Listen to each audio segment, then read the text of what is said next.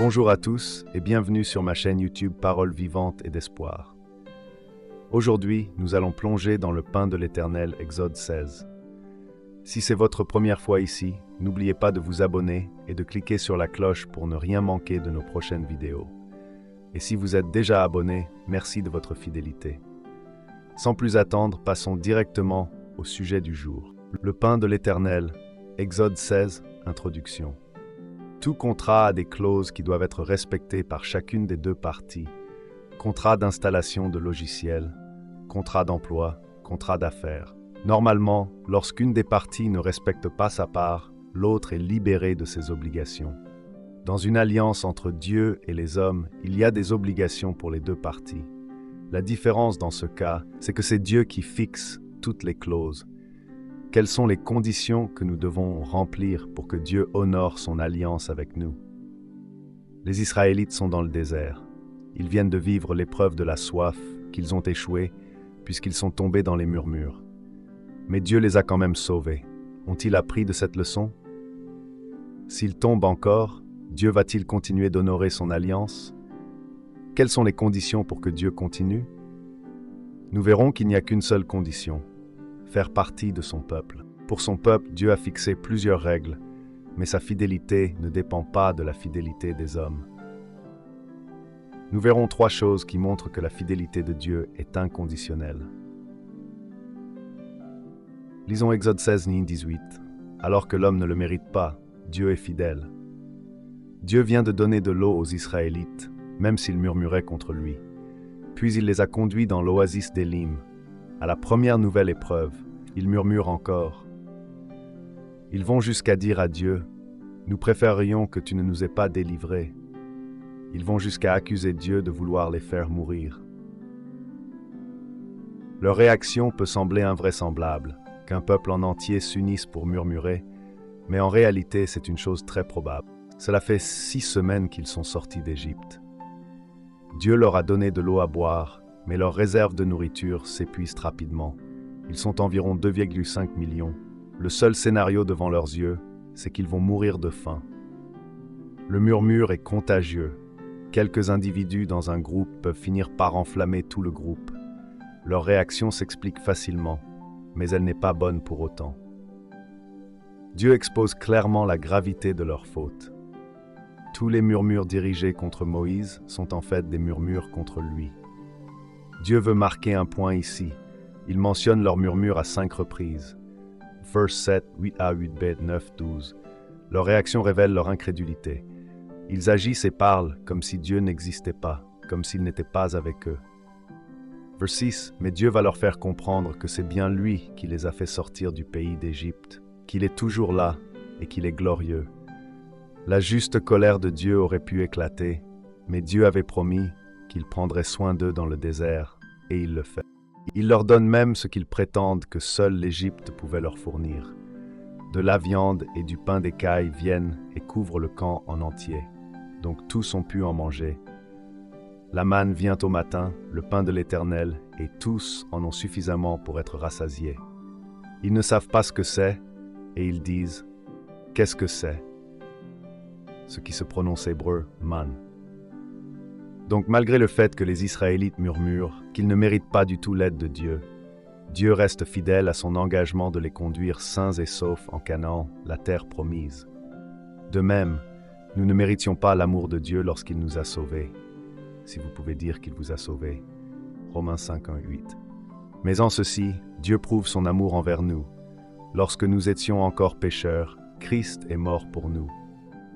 En nous sauvant, Dieu a fait alliance avec nous et s'est engagé à prendre soin de nous pendant tout le trajet jusque dans son royaume éternel. Il continue de prendre soin de nous fidèlement, même quand nous ne le méritons pas. Jésus nous dit même de nous considérer envers Dieu comme des serviteurs inutiles. Dans Luc 10, « Vous de même, quand vous avez fait tout ce qui vous a été ordonné, dites, « Nous sommes des serviteurs inutiles, nous avons fait ce que nous devions faire. Nous sommes des bénéficiaires de sa grâce imméritée. » Dieu veut aussi, par cette façon de nourrir les Israélites, les mettre à l'épreuve pour voir s'ils vont obéir. Lisons Exode 16, 19, 31, 2. Alors que l'homme désobéit, Dieu est fidèle. Dieu veut voir s'ils vont obéir, mais ils échouent lamentablement le test. En fait, Dieu veut révéler la rébellion qu'ils ont dans le cœur. Dieu fixe plusieurs règles qu'ils enfreignent, mais tout en progressant dans l'apprentissage de l'obéissance. Ils ne doivent pas garder de manne pour le lendemain. Ils doivent donc faire confiance à Dieu. Certains en gardent quand même, et elle devient infecte. Moïse est indigné en voyant cela. On comprend que Dieu aussi. Le 6e jour de la semaine, il y a suffisamment de manne pour en accumuler une deuxième part pour le lendemain. Là, tout le fond. C'était peut-être plus facile à suivre comme règle, puisque l'homme en général a l'instinct de vouloir accumuler des réserves. Mais ils sont peut-être surpris de constater le lendemain que la manne n'est pas devenue infecte. En passant, on voit bien que la manne n'était pas un phénomène naturel. Dieu en créait la même quantité tous les matins, sauf le 6e jour où il en produisait les doubles, et le 7e où il n'y en avait pas le 7e jour. Ils ne doivent pas sortir pour en ramasser. De toute façon, il n'y en aura pas, car c'est le sabbat que Dieu a fixé. Mais certains sortent quand même en ramasser là. Dieu lui-même montre son indignation face à leur désobéissance. Ce qui est paradoxal, c'est que les règles que Dieu leur a fixées et qu'ils ont tendance à enfreindre sont toutes pour leur bien. Ce que Dieu leur demande est très bon. La manne qu'ils doivent manger semble belle et bonne. Elle peut être cuite ou bouillie, et en plus elle goûte le gâteau au miel. Dieu réduit leur travail quotidien au minimum. Ils ne doivent ramasser que ce dont ils ont besoin pour la journée. Ils n'ont pas à développer un système de gestion des inventaires, ni un système d'employeur-employé, ni un système d'achat-vente. Dieu leur donne une journée complète de repos par semaine. Quelle belle règle! Ne faites aucun travail. Jésus ne nous a pas prescrit ces mêmes règles. Par le Saint-Esprit qu'il a envoyé habiter en nous, nous pouvons avoir une compréhension des choses spirituelles que les Israélites n'avaient pas. Mais les mêmes principes demeurent. Nous devons faire confiance à Dieu quotidiennement pour ses provisions. Jésus l'enseigne dans la prière Notre Père. Donne-nous aujourd'hui notre pain quotidien. Devons-nous tous quitter notre emploi ou couper tout revenu provenant du gouvernement? Est-ce mal d'avoir des économies à la banque? Non, ce qui est mal, c'est de trouver en ces choses notre sécurité, et non en Dieu. Si notre travail prend la place de Dieu pour nous faire sentir en sécurité, Dieu peut nous l'enlever pour nous donner une leçon. Si nos économies prennent la place de Dieu pour nous faire sentir en sécurité, Dieu peut y mettre des vers et les rendre infects, au lieu de nous inquiéter de notre survie. Nous devons plutôt nous préoccuper des œuvres bonnes que Dieu a préparées d'avance, afin que nous les pratiquions. Éphésiens 2:10. Matthieu 6:31-34. Ne vous inquiétez donc pas en disant « Que mangerons-nous » ou « Que boirons-nous » ou « De quoi serons-nous vêtus » car cela, ce sont les païens qui le recherchent. Or, votre Père céleste sait que vous en avez besoin. Cherchez premièrement son royaume et sa justice, et tout cela vous sera donné par-dessus. Ne vous inquiétez donc pas du lendemain, car le lendemain s'inquiétera de lui-même. À chaque jour suffit sa peine. On voit encore une fois ici la fidélité de Dieu envers son peuple. Même lorsque ses serviteurs désobéissent, il continue de pourvoir et il les forme, les élève pour les rendre progressivement obéissants. Il s'est engagé à la même chose envers nous. 1 Jean 1:8-9. Si nous disons que nous n'avons pas de péché, nous nous séduisons nous-mêmes, et la vérité n'est pas en nous. Si nous confessons nos péchés, il est fidèle et juste pour nous pardonner nos péchés et nous purifier de toute injustice. Donc, Dieu reste fidèle, même quand nous ne le méritons pas, quand nous murmurons, quand nous manquons de foi. Dieu reste fidèle, même quand nous désobéissons. Troisièmement, Dieu reste fidèle, même quand les années passent. Lisons Exode 16:32-36-3. Alors que la vie de l'homme passe, Dieu reste fidèle. Dieu leur demande de garder une urne remplie de manne comme témoignage pour les générations futures. Elle devra être placée dans l'arche de l'Alliance, à côté des tables de la loi, dans le lieu très saint du tabernacle. Ça permettre aux futures générations de croire et de se souvenir de cette histoire invraisemblable d'avoir été nourris par Dieu en plein désert. Mais c'est surtout un témoignage à la fidélité de Dieu. Dieu ne présente aucun doute. Il y aura des générations futures. Ils ne mourront pas dans le désert même lorsque les années de leur vie passeront. Que le jour où Dieu les a libérés d'Égypte s'éloignera, Dieu restera fidèle et ne diminuera pas sa providence, même lorsqu'ils mourront, pour laisser place aux générations futures. Dieu restera fidèle. Dieu les nourrira finalement de la manne pendant 40 ans. De la même manière à chaque semaine, même si, comme nous le verrons, les Israélites pécheront encore à de nombreuses reprises contre lui. Chez l'homme, l'enthousiasme à respecter ses engagements. Ses résolutions a tendance à diminuer avec le temps.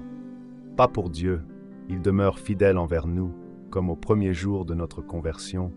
Sa fidélité s'étend même au-delà de notre mort. La fidélité de Dieu est un des principaux sujets de louange. Sa fidélité est parfaitement représentée en Jésus qui a promis d'être avec nous tous les jours jusqu'à la fin du monde. Matthieu 28, 20. Conclusion. Rappelons-nous de ces trois choses.